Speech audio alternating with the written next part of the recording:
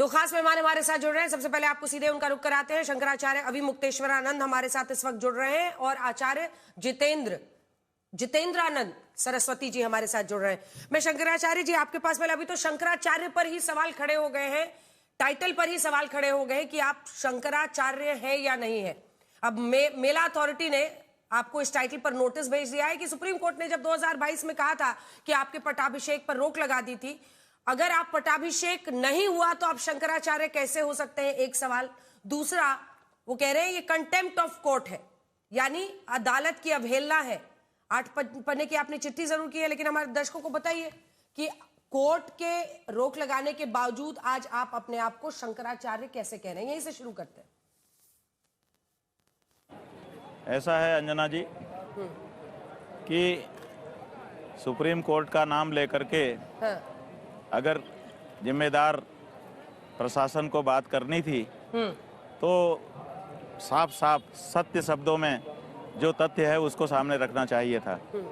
इन्होंने क्या किया है कि तथ्यों को छुपाते हुए कुछ बात को आगे रख करके उसको भी दूसरे ढंग से प्रस्तुत किया है, जिससे जनता में ये संदेश जाए, ये भ्रम उत्पन्न हो कि संभवतः इनके शंकराचार्य होने में कोई समस्या है। सच्चाई ये है कि जिस दिन का ये आदेश सुप्रीम कोर्ट का दिखा रहे हैं उस दिन के 1 महीना से ज़्यादा पहले ही हमारा ज्योतिषपीठ के शंकराचार्य के रूप में अभिषेक हो चुका था और 1 महीना पहले ही सुप्रीम कोर्ट को भी ये बात बता दी गई थी। सुप्रीम कोर्ट में ऑन रिकॉर्ड ये बात है। जब हमारे प्रतिपक्षी स्वामी वासुदेवानंद जी महाराज, जिनसे परंपरागत मुकदमा ज्योतिषपीठ का हमारे गुरुजी महाराज के साथ चल रहा था, हम तो पार्टी ही नहीं थे, हमारे गुरुजी पार्टी थे, लेकिन उनका शरीर पूरा हो गया तो उनकी जगह हमको आना था।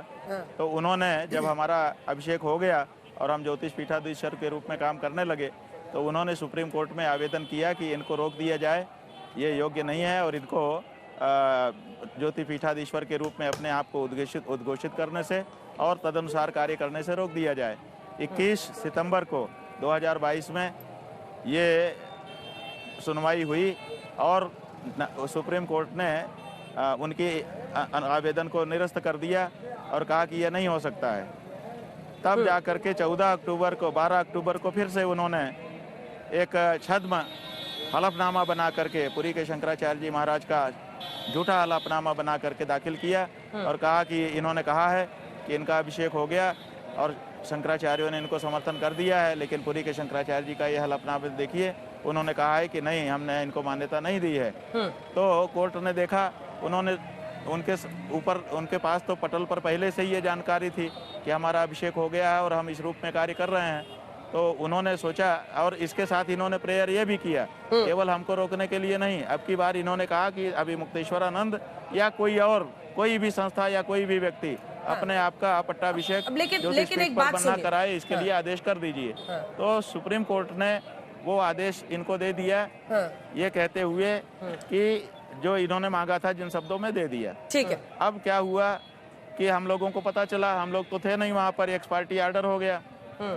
तो हम लोगों ने देखा कि ये जो आदेश है ये हमको भी हुआ ना शंकराचार्य जी। अब देखिए, एक सेकंड, अब मेरा एक सवाल सुनिए। स्थिति हो रही थी, बहुत सारे ये तो तमाम तर्क इस पे दिए जा सकते हैं, लेकिन आज ये सच्चाई है कि कई जो सन्यासी अखाड़े हैं वो इसके खिलाफ है, आपके खिलाफ। और जैसा आपने खुद ही कहा कि पुरी के शंकराचार्य जी थे, उन्होंने भी इससे इनकार किया। ये एक लीगल मैटर है, इसको अलग रखते हैं। अब आते हैं असल मुद्दे पर। आपका कहना है कि आपको स्नान नहीं करने दिया गया, ये आपका कंटेंशन है कि भाई ये मेरा अपमान हो गया है जिसकी वजह से आप यहां पर बैठे हैं। लेकिन शाही स्नान में तो पालकी से जाने की बात होती है, यहां पर तो ये तो शाही स्नान भी नहीं है, ये तो माघ मेला है। पुलिस कह रही है 50 मीटर की दूरी पर आप पैदल चले जाइए, आप कहते हैं नहीं, हम पैदल नहीं जाएंगे, हम तो पालकी में ही जाएंगे। मतलब पुलिस ही तो पुलिस का काम करेगी ना, वही उसने रिक्वेस्ट किया आपसे, ये अपमान कैसे हो गया? इसके बाद मैं आ रही हूं आपके पास, आचार्य जितेंद्रानंद जी। देखिए, कहने में एक्सेंट में बात होती है। रंजना जी, आप तो भाषा की पंडित हैं, आप जानती हैं कि किसी वाक्य को किस ढंग से उच्चारण किया जाए तो उसका क्या अर्थ हो जाता है। उनके कहने में जो तरीका था वो अपमानजनक तरीका था, इसीलिए हमको लगा कि हमारा अपमान करना चाहते हैं और बहाना दूसरी चीज़ों का ले रहे हैं। लेकिन बाकी साधु संत तो पैदल ही चलकर जा रहे थे ना। मैं इसका जवाब आपसे लेती हूँ। जितेंद्र आनंद जी, आचार्य जी, आपके पास आ रही हूँ। वो कह रहे हैं कि मेरा अपमान किया गया है, जिस तरह से मेरे साथ व्यवहार हुआ है ये उनका अपमान किया गया है। आचार्य जी, इसमें क्या गलत है? वो कह रहे हैं कि भाई गलत व्यवहार हुआ पुलिस की तरफ से। दीदी, पालकी पर तो स्नान के लिए आज तक जब से माघ मेला कुंभ लग रहा है कोई परंपरा ही नहीं रही है। और माघ मेला में तो कोई शाही स्नान की परंपरा नहीं है। और शाही स्नान भी जो अर्ध कुंभ और कुंभ में होता है उसमें स्नान के जो डी एरिया का क्षेत्र है उसके बाहर ही सारे अखाड़ों के रथ रोक दिए जाते हैं। तो आपको क्या ऐसी मजबूरी है कि 50 फीट या 50 मीटर भी आप पालकी से उतरना नहीं चाहते? और उस एरिया में जहां भगदड़ की आशंका हो, जहां पे 2 नंबर पुल किस लिए था? इमरजेंसी एग्जिट है। वो इमरजेंसी एग्जिट का बैरिकेटिंग तोड़ा जाना ये किस श्रेणी का अपराध है? योगी की पुलिस ने, उत्तर प्रदेश सरकार की पुलिस है, योगी उत्तर प्रदेश सरकार के मुखिया हैं वर्तमान में। तो कोई भी सरकार रहती, क्या अखिलेश की पुलिस ने इनको नहीं तोड़ा था क्या? तो जब आप कानून तोड़ेंगे तो आपको समाज ये सरकार तोड़ेगी। इसी पर जल्दी से जवाब दीजिए आचार्य जी, आप अविमुक्तेश्वरानंद जी। बाकी साधु संत पैदल जाकर स्नान करते हैं और माघ मेले में, शाही स्नान में तो भाई है, परंपरा है पालकी से जाने की। यहां पर आपको क्या ऐसी दिक्कत आ गई कि आप मतलब पैदल चलकर जाने को जो पुलिस कह रही थी आप तैयार नहीं हुए? पैदल जाके स्नान करने में क्या दिक्कत है? पैदल ही जाते, हम भी पैदल ही जाते। हम तो अपनी पालकी थोड़े गंगा जी में लेके जाते।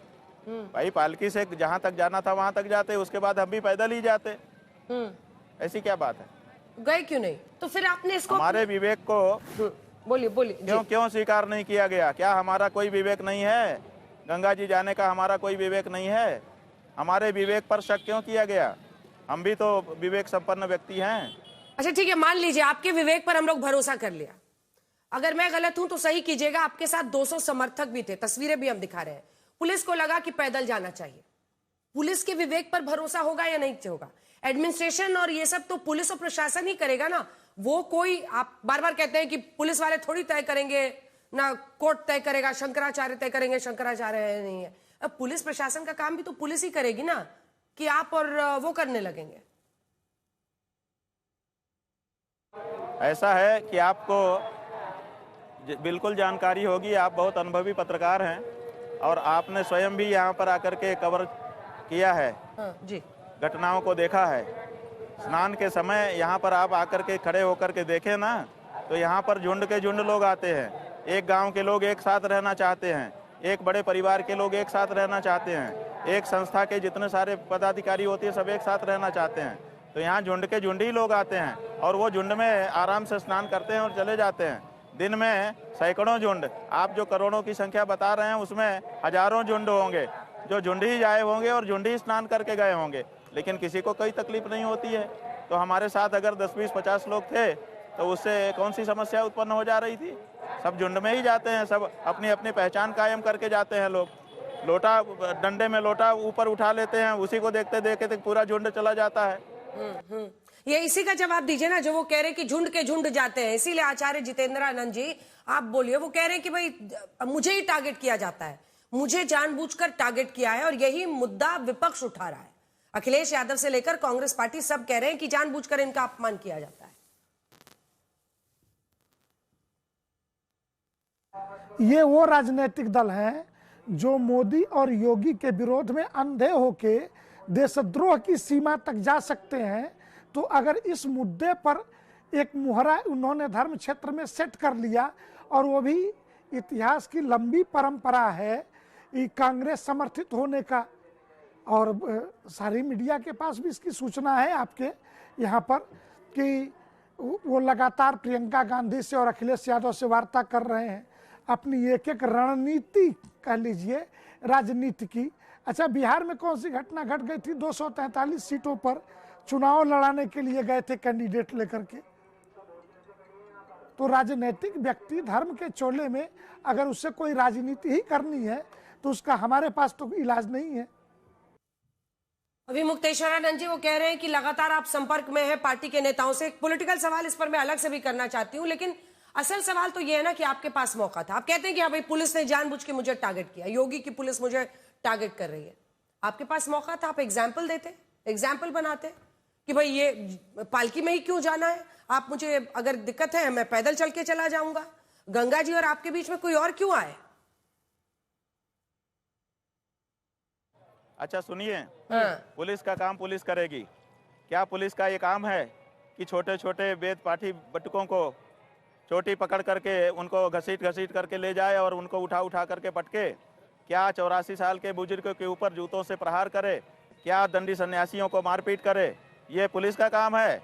ये पुलिस का काम किया गया है? यहाँ पर जो किया गया है ये पुलिस का काम होता है? अब देखिए वो कह रहे हैं कि पुलिस का ये काम नहीं है, पुलिस ने जिस तरह का व्यवहार किया है। स्वामी जितेंद्रानंद जी, आज सवाल ये है कि वो अनशन पे बैठे हुए हैं, वो तो वहां पर बैठ गए हैं। वो कह रहे हैं जब तक इज्जत के साथ मुझे स्नान के लिए नहीं ले जाया जाएगा मैं तो यहां से हिलूंगा नहीं। अब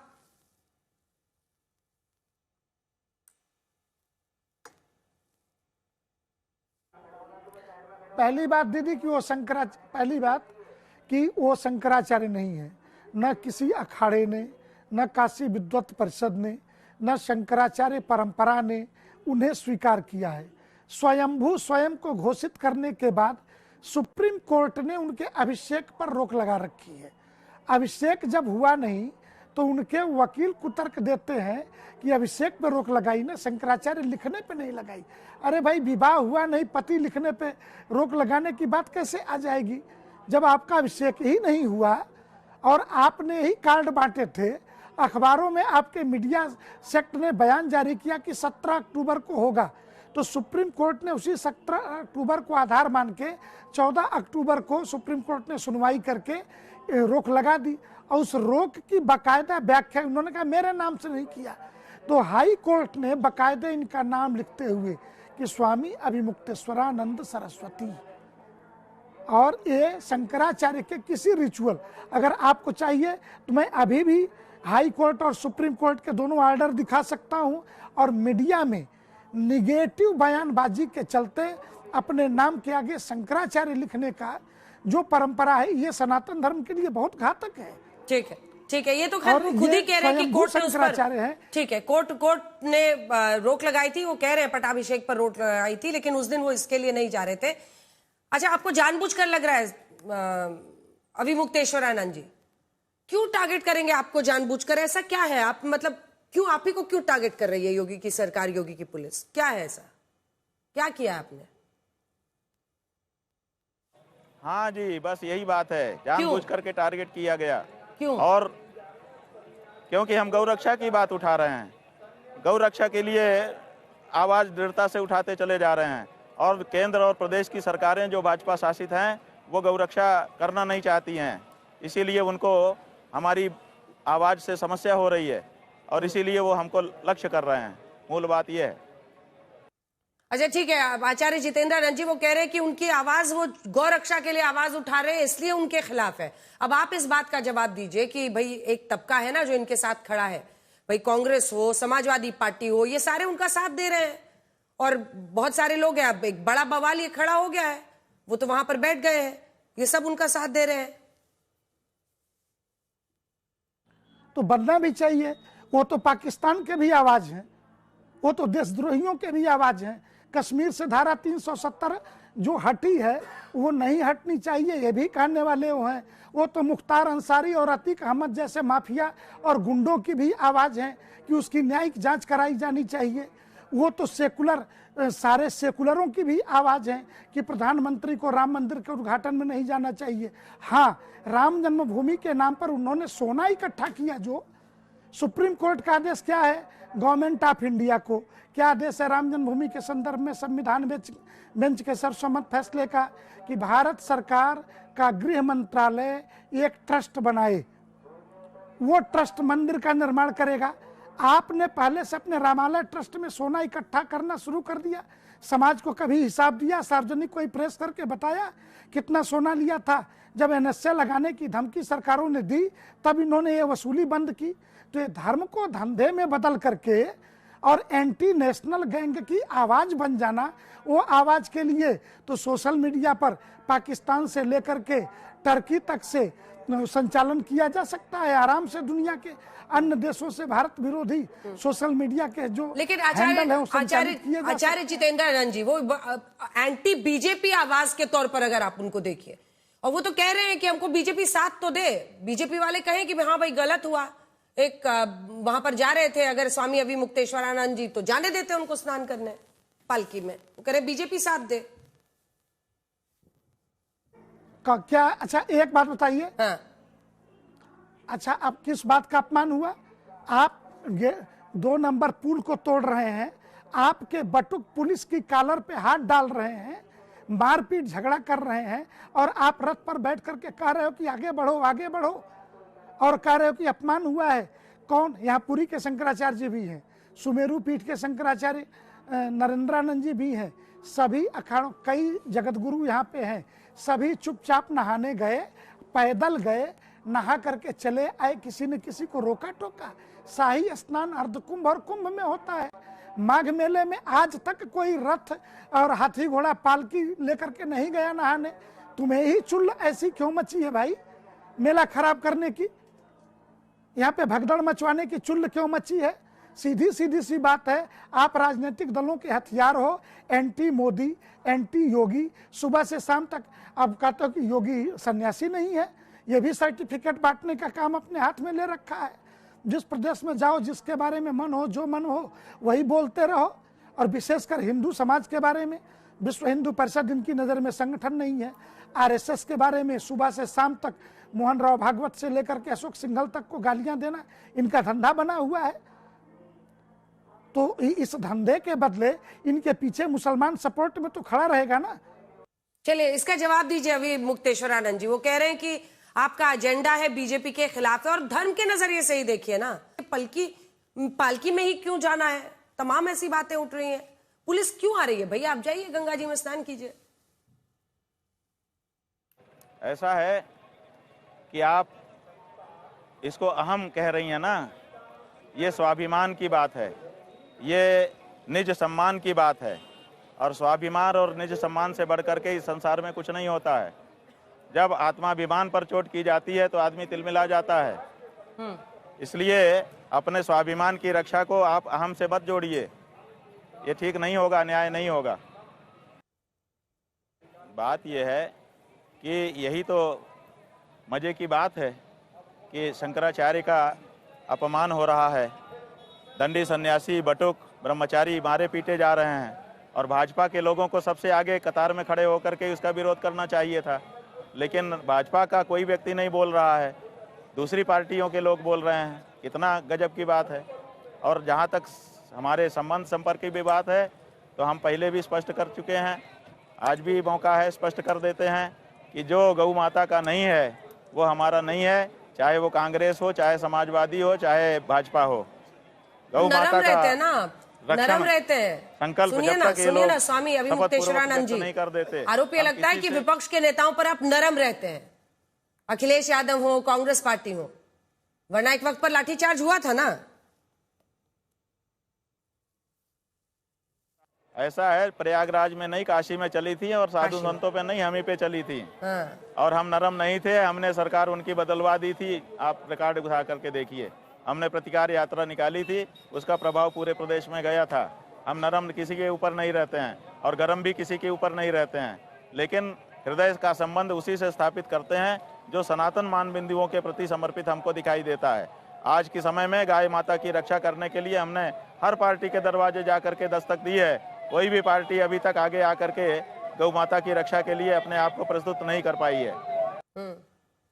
उनका सीधा आरोप है बीजेपी का, जिस पर मैं एक स्पेसिफिक आपसे जवाब चाहती हूँ। 2027 में चुनाव है, और सोशल मीडिया पर भी लोग यही लिख रहे हैं कि 2027 में यूपी में चुनाव है, उसी चुनाव को टारगेट करने के लिए, बीजेपी को नुकसान पहुंचाने के लिए, विपक्ष को फायदा पहुंचाने के लिए आप इस मुद्दे को इतना हवा दे रहे हैं।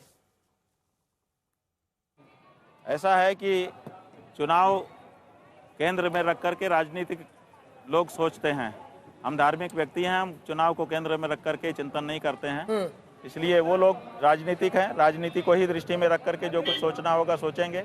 लेकिन इसको छोटा प्रश्न कहना हमको और पीड़ा दे रहा है कि आप इतनी बड़ी घटना को छोटी बात कह रही हैं। भारतीय जनता पार्टी के शासन में, योगी आदित्यनाथ के शासन में, जब संगम पर मौनी अमावस्या के पावन दिन में सन्यासियों को, बटकों को और सन्यासियों को और सन्यासिनियों को पीटा जाता है, उनको अपमानित किया जाता है। योगी जी आपको अभी सुन रहे हो, योगी जी अभी आपको सुन रहे हो, क्या कहना चाहेंगे आप उनसे, क्या कहिएगा? उनको कहना चाहेंगे कि या तो आपने इनको कहा है कि ये सब करो, और या तो आपको खुश करने के लिए सब लोग कर रहे हैं। ऐसे में घाटा किसका हो रहा है? घाटा आप ही का हो रहा है। अगर आपने कहा है तो गलत लोगों को कहा है। ये लोग सही ढंग से आपका ये बात को क्रियान्वित नहीं कर पा रहे हैं। और अगर ये आपको खुश करने के लिए कर रहे हैं और इनके इन सब किए से आप खुश हो रहे हैं, तो इससे आपको भविष्य में घाटा होगा। ऐसा मत करवाइए, आप सही काम करिए, ये हम उनसे कहना चाहेंगे। पर योगी जी वो कह रहे हैं कि आप योगी जी के खिलाफ आपका एजेंडा है। योगी जी भी तो संत ही थे ना। खबरदार, वो इस समय नेता हैं और मुख्यमंत्री हैं उत्तर प्रदेश के।